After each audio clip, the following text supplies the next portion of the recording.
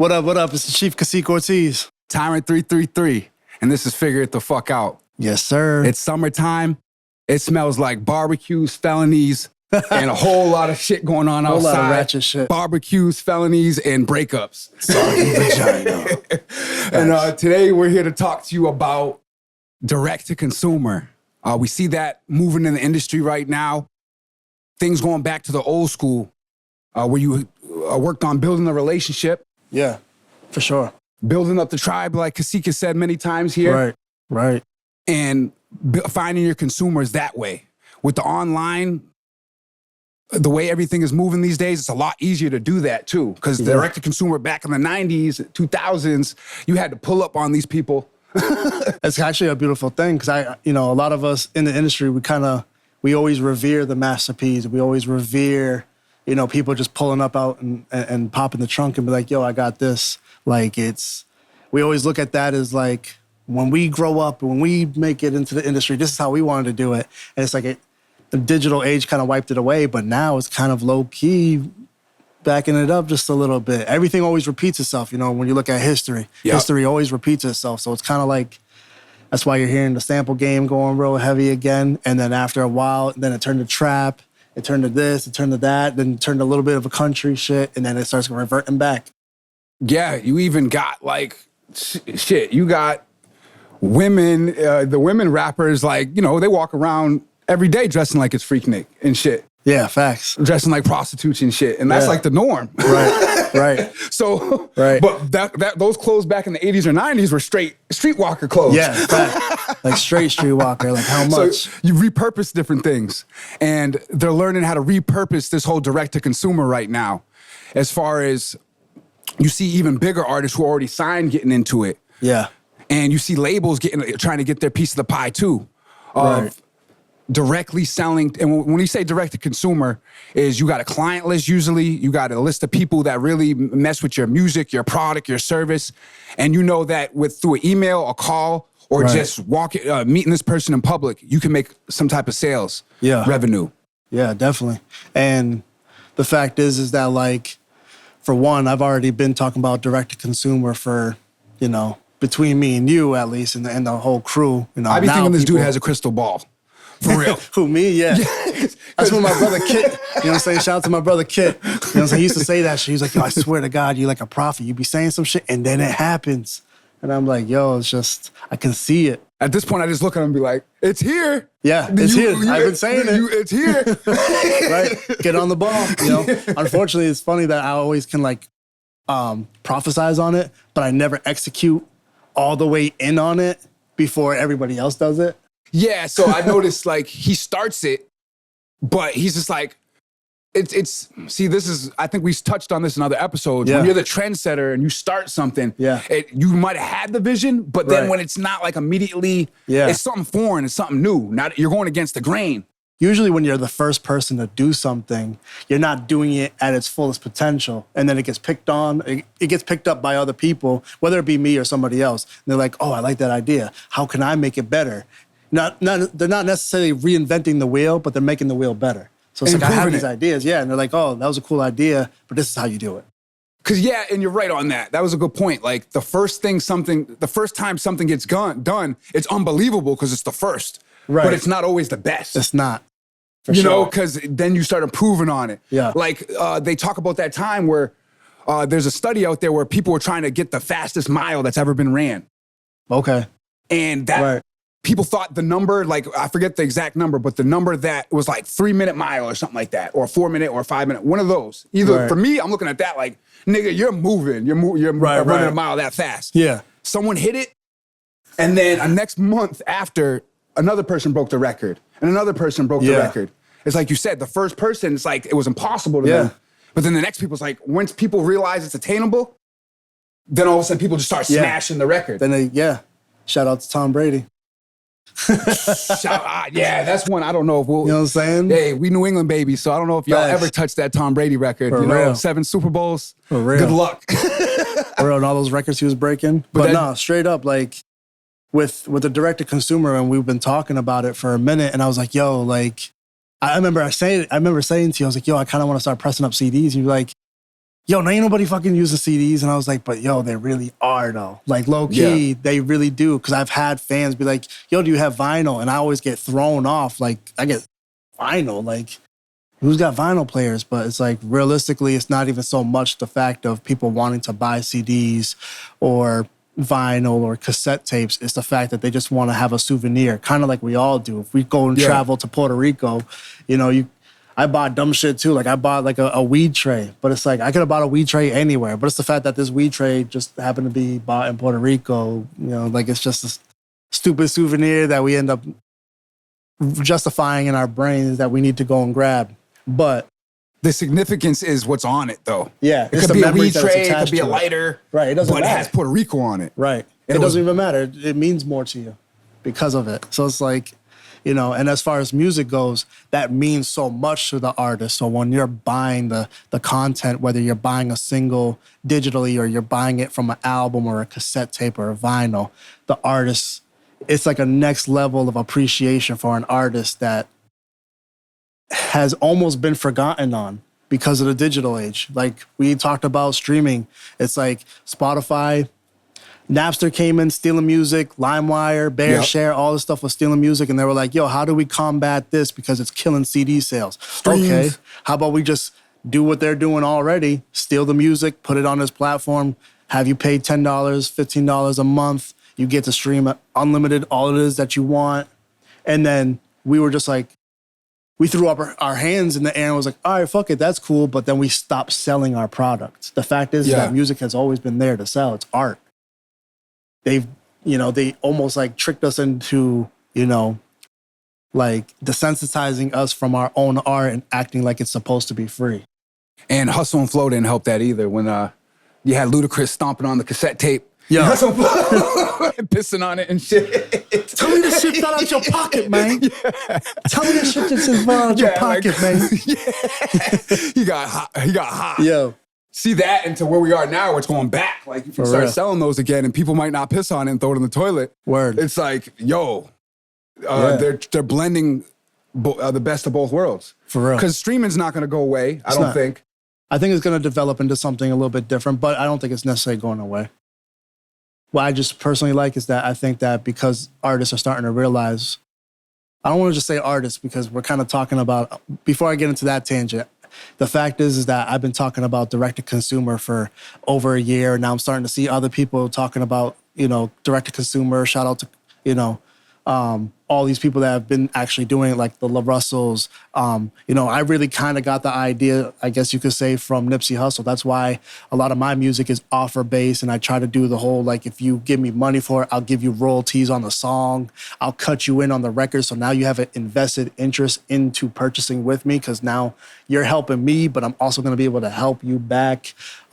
Whether it be merchandise later down the road, if I start getting booking, and I'm cutting people into my booking fees because now they become an investor. But like realistically, Nipsey Hussle, when he was like, yo, I'm gonna give you this mixtape for free on Dat Piff, but I'm also gonna create the album or the CD of it, CD form of it, and charge you $100 for it. People were calling him retarded, you're stupid, ain't nobody, who the fuck is Nipsey Hussle, whatever. And they wasn't trying to support that shit up until Jay-Z laid a huge stack on it, and it was like, now it became, because somebody bigger was like, yo, that shit's actually pretty fly, now it's fly. We gotta understand that we have always, us artists and, you know, black and brown communities, we've literally been the driving force, the driving culture of everything that goes on. We literally made whack clothes look dope. Yeah. We made shit that was like, when Tommy Hilfiger was about to go bankrupt, we put that shit on, made it hot again. Polo wasn't shit until, you know what I'm saying, we started stamping on it, and you know what I'm saying? Like once we really got behind of a product, whatever it is, you know what I'm saying? Ain't nobody, like people do like Coronas, but think about how much Corona has sold ever since Snoop Dogg signed a contract and now he does Corona commercials, when in fact he doesn't even really drink like that. Or when 50 Cent does it. You know, like there's multiple facets that you could with that think Branson cognac or whatever. He doesn't even drink. And we know, we talked about this, he would be in the club with a cup full of water just to have the appeal that you thought I was drinking, but he doesn't even drink like that. But he's also got to do it. Yeah, it's great discipline, but you're also doing it because you're also trying to sell the product. Yeah.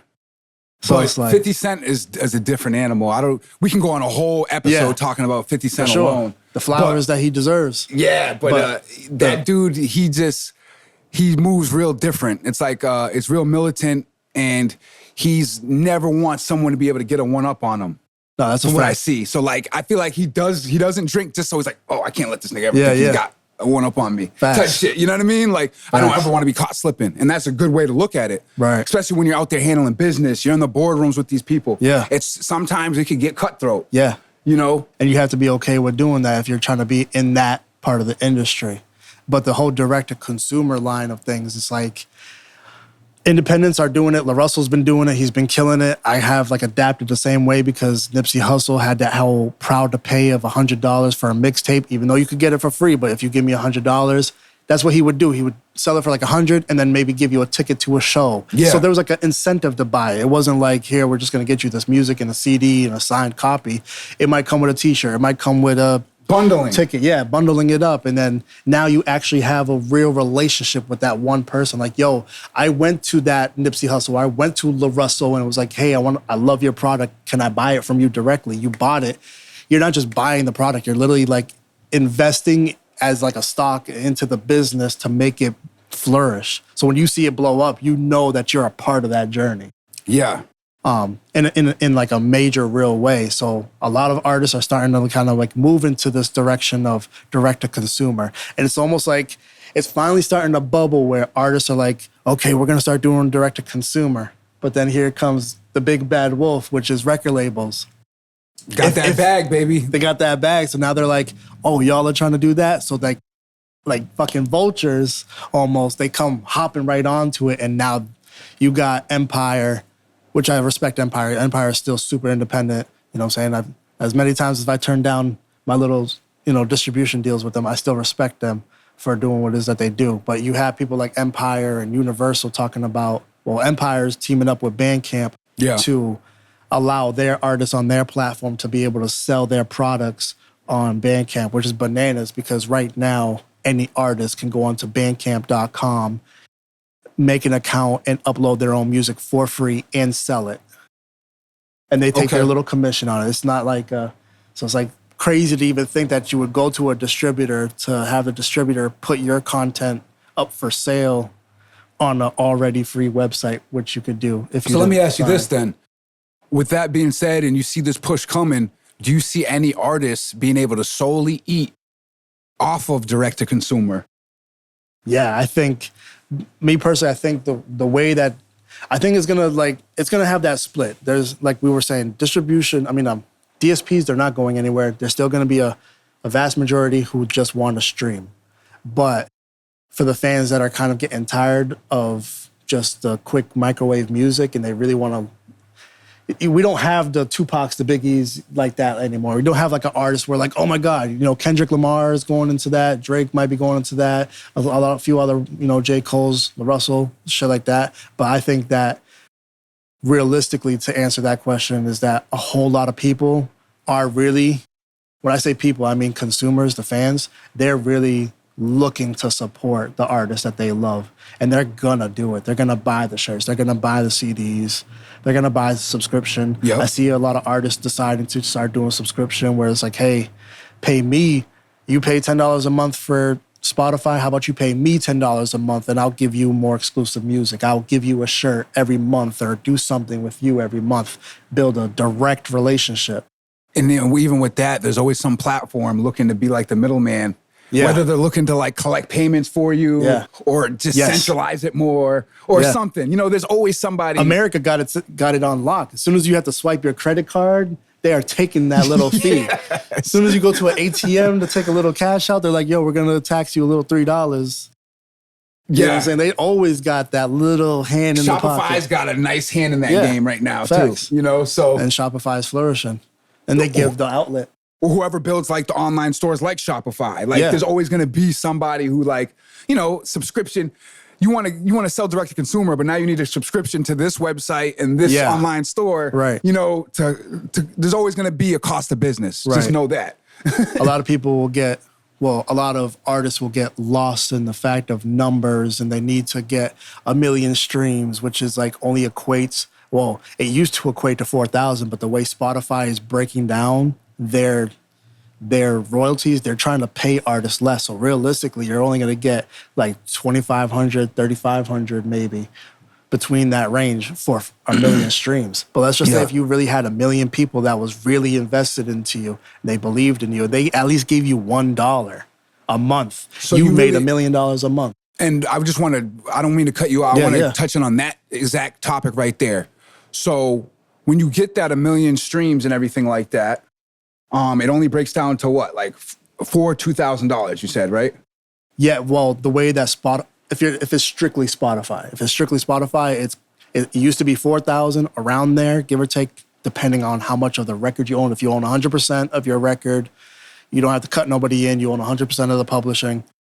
That would bring in about $4,000, give or take. And is that only? I don't know if you know this, but is that only if it's premium? Yes, users? That's why I say give or take. So because them out there, they might not know that difference. Yes, all right. So they do that. So there's a free tier. In that free tier, they're not giving you, like, basically, I forgot the exact 0.00 point whatever it is, but they're like giving you the most fraction of the fraction. They're basically not paying you for the free stream. If somebody pays for a premium account, yeah, sure. And then if they have a family account, they actually pay you lower because now the whole family's getting the stream. Okay. So it's almost like I'll make more off of you paying a $10 subscription, unless if we were like, yo, let's just pay 15 and we'll all get an account. But now that artist is getting paid way less. We paid cheaper to have the subscription. Wow, that's crazy. But that artist is now going to get paid less because we did that. That's what I call penny pinching right there. Yo, for real. They're going down to every last little tier. Yeah. And so when you're the free Spotify user, you don't get paid, or the artist doesn't get paid off those streams. They do is just like, I forgot the exact, I want to say legit, it's probably like 0.002. Very small. Yeah. 0.00002 of a fraction of a penny. And then I think the regular rate used to be like a 0.0, well, depending your distributor too. I have good distribution by distributor. I believe they're getting the royalty rate that regular distributors get. When I say regular, I mean like the Universal Music, Sony, the major guys out there, they're getting like 0.0007. If you go to somebody like DistroKid, they tell you you're keeping 100% of your royalties, but they only pay you 0.005. So their royalty rate is different, and they might actually be collecting that extra 2 little fractions of a penny off the top. Telling you you're getting 100%, you're getting 100% of what we're giving you. Yeah, there's so many different ways that you can word stuff. It's cutthroat. To keep yourself legally in a good standing, but you're still fucking them. Yeah. You know? Like I said. With that paperwork, it gets crazy. It does. It really does. You can read the fine print. It sounds good. It looks good. But once you agree to it, you don't even know what the hell you just signed up for. Yeah, realistically, like when an artist is signing to any distribution, even if it's like a TuneCore, realistically, you really should have a lawyer look at it for you. Unless you understand contracts yourself. Yeah. Because it does have legalities inside of it that literally will say like, oh, we'll do this, we'll do that. You know, that's why I started moving off of distro. Well, not why I started moving off DistroKid, but why I started moving away from TuneCore is because when Spotify was kind of, I don't want to say going under, but, you know, they were catching a lot of slack for flagging everybody's records. As soon as you get enough streams as an independent artist, they flag you instantly to take down the record because of artificial streaming, but they're just claiming it's artificial. There's nobody who's actively sitting at the computer looking at your data and is like, yeah, he's got artificial streaming. They just set up this AI. That's how they can, that's another way they can gatekeep and combat and control, keep control. Yeah. It's like, all right, once you get so big as an independent off your streams, we're going to flag you. So now you got to come to us and sign with us. Yeah. So that we can get you as big as you were already going to get independently. Yeah, it's almost like it's fucking, it's built to not let the independent thrive. But the thing is that the biggest piece, and this is where it kind of comes full circle with direct-to-consumer, the biggest piece to me in my eyes is the fact that they make it so you have to try to sign to them. They try to. But you forget that people are still people. If you're a good artist and you make good music and you have the gift of gab and you can build a real relationship with your fans, there is nobody really standing in that way. Because now the fan is like, yo, I can hit him up on Instagram. Or let's just say if all that shit was like, fuck you, I don't want to, fuck you, your Instagram's going to get shut down because you're winning too much. If you have email lists, phone numbers, a way to contact the fans directly, you are literally, you know what I'm saying? Like, I like how you tied that in right there. yeah, like that's best friendship. Like if you're my best friend or anything like that, I could hit you up on the line. Hey, bro, I'm a little short on some cash. Can I borrow maybe a few dollars? You'll probably get it. Yeah. It's the same, almost the same thing. You're not necessarily haggling or begging, but it's like, hey, I have a new product. I know you like my music or you like my product, whatever that product might be. How about you buy it from me directly? The labels can't get in your way of that. None of that. Yeah, there's no way to block that. Right. Shout out to Nick D. And Nick it's a good D. backup, like when you said if all else fails, Yeah. you're still moving. Your fans are still moving. You're still Yeah. getting stuff out there. They're still watching for you. If you have a direct way to communicate with them, they're still watching you. That's why I said, shout out to Nick D because he actually makes a lot of money doing the streaming stuff, but he doesn't go on tour. He doesn't like to travel. He doesn't do like a whole ton of features with big artists. You know, his budget to buy beats was only like $100 a beat. Anything over that was kind of like ridiculous for him. He would record, mix, and master himself, put it out. He's got like a couple million, I want to say almost 2 million. I think he said he gets 1 million streams a month just on Spotify alone. So he's just eating off of it. He doesn't have to go on tour, just like, what was it? We were talking about NBA Youngboy. He was just putting out mad projects, doesn't have to go on shows. None of that shit. Just stream it, buy it, whatever. And I'm just chilling at home making more music. Yeah, when you're really Making eating it more like art. that. And there's both ways to do it. You know, like there's the people getting straight streaming money, never doing shows. Yeah. There's people doing a ton of shows, Right. and they got the streams jumping. And then there's another part of things is, me and my brother actually talked about it. And there's this artist out there that you probably heard of, a lot of people out there right now, Yeah. Boss Man D-Lo. Yeah. You see the run he's going on right now in the streets. You know, when you got the streets on lock, Right. it's like a whole, like back when Gucci Man 06, like they always talk Yeah. about. It's like when you have the streets on lock, it almost doesn't matter what you even do in the streaming world. You never even have to go platinum or nothing. Exactly. Because like people are quoting your lyrics. You have that direct support. Direct support, direct. And you can Like, feel the fan base. yeah. You can feel it. You know, so. You know if you pop up, they're going to show up. And you don't have to have your label make an announcement, a PR service make an announcement. You can just go as simple, like shout out, I know you said D-Lo, but shout out to LaRussell. LaRussell will be like, he'll go to his story and be like, yo, New York, I'm popping up right now. I'll be doing a show. And then people will see it and be like, yo, I'm going to the show. Yeah. At the moment's notice. Like, oh, he said it right now. He's going to be there in 3 hours. Oh, it's going down. I'm going there. That's how, when you have that type of relationship with your fans and you cultivated something like that, yeah, these labels can't really, they're not in the way You are the leverage anymore. at that point. That's all leverage right there. If you don't educate yourself and you don't want that, then the label route is probably the best route because they are doing most of that legwork that you simply just don't want to do. And that's okay too. I'm not against labels. Record labels are there for that reason because they know how to break records. They are in the That's what business they of do. music. Yeah, They are break selling records. music. That's it. All they do all day. Right. You know, So they if got you- a big bag from all the hits they done put out. Right. So if you're an artist that's like, I only want to write song, I only want to record my songs and put them out. I don't want to make content. I don't want to do this. I don't want to do that. Then a label's your best bet because they're going to be the ones that are going to silently work for you for. And in that For that instance, reason. it's like, it's always working out the best possible deal you can get into. Yeah. Like if you're gonna if you know you're gonna be working with labels, it's like you're in the majors or like in the NBA. Like you're always trying to work out that next best deal and contract. Right. And make sure it works out for you, your team, everything like that. So Yeah. it's all about negotiating that right and building your leverage by what it comes down to is putting out hits. Putting out hits and getting people to really gravitate towards your music. Yeah. Then you got leverage and then your contracts will get better. But when you got no leverage and you come into the contracts, and I'm looking at it from a business standpoint, it's like, bro, we're gonna have to take a lot more because it takes more to blow you up. You know, right? I don't know you. I don't know if you're gonna want to quit in a year. I don't know if if you have mental health issues and you're gonna spaz out like some Kanye shit, but not actually be as big as Kanye and crash dummy out.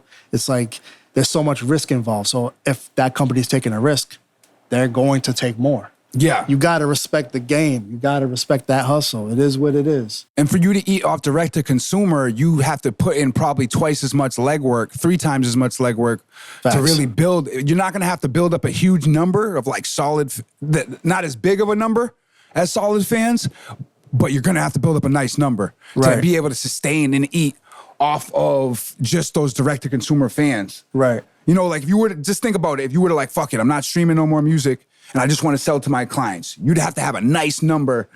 Like I'm thinking anywhere from 10 to 100,000 loyal motherfuckers that you can sell to, that you can feel like, all right, I can just get off the streaming shit and I'll be good. My music will still go. Yeah. And it's how you cultivate it. That's how you cultivate it, though. If you cultivate it to, no disrespect, but if you're cultivating to just doing some bum shit and you got a bunch of bums in it, then it's like you're not really making anything. That's another great thing you just brought up there. And I spoke to him before. We might have to touch on that on another episode. We might. But the type of music you're making and putting out there, like Nipsey was making luxury music. Yeah. It makes you like a boss. Right. Those are the type of people who want to invest in you. Right. They used to say, what was it, like when Eminem dropped like Lose Yourself to the Music, they said that song was one of the most songs that people got into car accidents with, because the song would come on and motherfuckers would be like, oh shit, and then just crash. And then they say like motherfuckers would go to their job interviews, they would listen to 50 Cent because they felt like it helped them get the job. Because they felt like a boss. Same what you were saying, Nipsey Hussle. It makes you feel like you're supposed to be cruising in like a G-Wagon with a couple stacks, some blue, like you made it. It feels like I made it. Like when I listen to Nipsey. Right. Like I went through all that shit and I made it. Right. Especially when I listen to Victory Lap. Right. It's like, all right, Victory Lap, when I think in my head, it's like, I already won. It took a lot to get here. It was a tight race, but I'm spinning that block one more time on that Victory Lap. You know? Right. And I'm going to keep going. Yeah, exactly. I'm just going to keep going. Like that shit is empowering. So the music and everything, the synergy all around it is empowerment. But if you're out here just being like, I'm just shooting ops and doing this, and that's why you see everybody just dying. Fans are gonna try to invest in you. No, they're not really gonna invest in you. If anything, they're gonna shoot you. You're talking about smoking your friend. They're waiting for you to pop up in the city to rob you, maybe. Like, that type of fans. Yeah, there's people out there who aren't even in the culture, like the white kids in the suburbs. They're gonna be like, "Yo, that shit is fire." Still donate, you know they'll donate to NBA Young Boy, but exactly, Dirk and shit. I can't even say NBA Young Boy, even though he has that type of music. He has so much music. Yeah, it's not like it's all one. Yeah, it's not like he just made one type of rap song. He was like, like that last joint he put out, he was like, I want to fuck me too. I want to, like, that is different. Like, it's different. The beat is different, all that shit. I don't know if that was Young Boy or if that was, that's why I'm laughing so hard. It was that dude who just, I hate to disrespect him too hard. Yeah, it was NLE. All right. He's basically the Young Boy clone. Like, he tries to basically do whatever Young Boy does. Has the same swag, all that shit.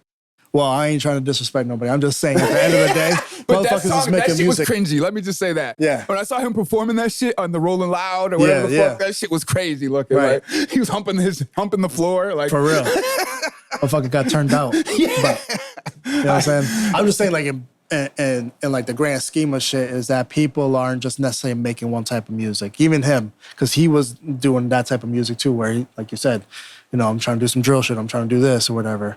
But like most of the time, or a lot of the time, artists are constantly like recreating themselves in the studio anyways. So like they're not always gonna make the same type of music. Kanye West had College Dropout that sounded its way. That album literally sounds nothing like 808 and Heartbreaks. It's because he evolved and he felt different things. He lived life and had different traumas that helped him create that kind of music. You either liked it, you hated it, loved it. It didn't matter. It doesn't matter which timeline you want to hop in. If you want to be a fan of them, you can go to this old shit. You like the new shit, stay with the new shit. And yeah, I like that too. The development, the growth, and it's like different eras of that artist. Yeah. Like I like the fresh NBA Young Boy when he first came out with Moneybag. I like a lot of artists when they first they're not like completely underground, but they just hit their run. Yeah. You know, I notice I like a lot of people's music in that era. Yeah. You know, then once they get settled and they made it a little bit more, it's like, it's like hit or miss. Sometimes they come up with a hit, sometimes they don't.